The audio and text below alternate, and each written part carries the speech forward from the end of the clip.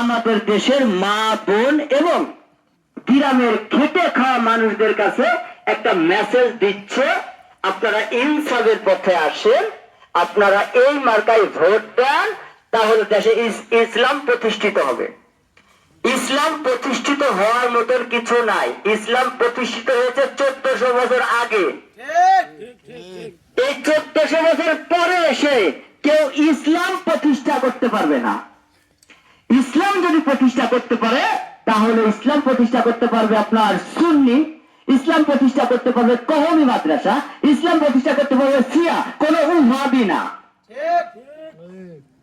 আমরা অনেকেই, আমরা ধর্মপ্রাণ মুসলমান ভাইয়েরা, আমরা ধর্মের প্রতি দুর্বল। ধর্ম নিয়ে যদি কেউ আমাদের কোনো কিছু বলে, আমরা সেটাকে বিশ্বাস করি। যারা আমরা ধর্মের প্রতি দুর্বল, যদি কেউ আমাদের ধর্মের কথা উল্টা পাল্টা ভাবে বুঝায়, দয়া করে আপনারা সেগুলো ইগনোর করবেন। এই ধর্মের কথাই ভুল পথে আপনারা যাবেন না। আজকে একটা জিনিস চিন্তা করেন, আমাদের জাতির পিতা হযরত ইব্রাহিম আলাইহিস সালাম, উনি মূর্তি ভাঙতেন, কখনো মূর্তি পূজারীর সাথে আপোষ করে নাই। আর এখনকার ধর্ম ব্যবসায়ীরা সেই মূর্তি পূজা সামনে দিয়ে বলতেছে, হরে কৃষ্ণ হরে বল, দাড়ি পাল্লা টেনে তোল।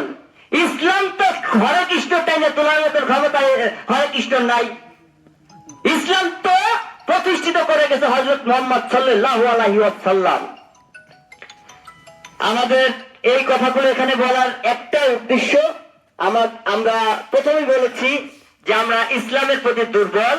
ইসলামের দোহাই দিলে আমাদের মনটা গলে যায়। আজকে যে দলটা ইসলাম ব্যবহার করতেছে, এটা কোন সুন্নি ইসলাম না, এটা কোন শিয়া ইসলাম না, এটা ওহাবি, যেটা মওদুদি ইসলাম বলা হয়।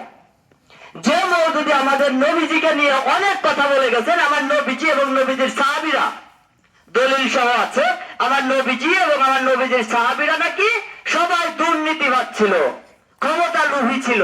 যদি নবীজির সাহাবীরা ক্ষমতা লোভী থাকতো, হযরত আলী থাকতো এই পৃথিবীর একজন প্রথম খলিফা, উনি কখনোই ক্ষমতা লোভী ছিল না। যাই হোক, সবার কাছে একটা কথাই বলবো, ধর্মের দোহাই দিয়ে কেউ যদি ভোট চাইতে আসে, আপনারা সরাসরি বলবেন, ধর্ম, তোমরা দেশ শাসন করতে আসছো, তোমরা ক্ষমতার জন্য আসছো, ধর্মের দোহাই দিও না, মার্কার দোহাই দিয়ে আমার কাছে ভোট চাও। আজকে বাংলাদেশ জাতীয়বাদী দল বিএনপি, বীর মুক্তিযোদ্ধা শহীদ জিয়াউর রহমানের গড়া দল। এই দলটার জন্ম হয়েছে একটা দেশকে পরিচালনা করার জন্য। আজকে তারই ধারাবাহিকতায় বেগম খালেদা জিয়া এই দেশে পরপর 3 বার নির্বাচিত প্রধানমন্ত্রী। আজকে তারই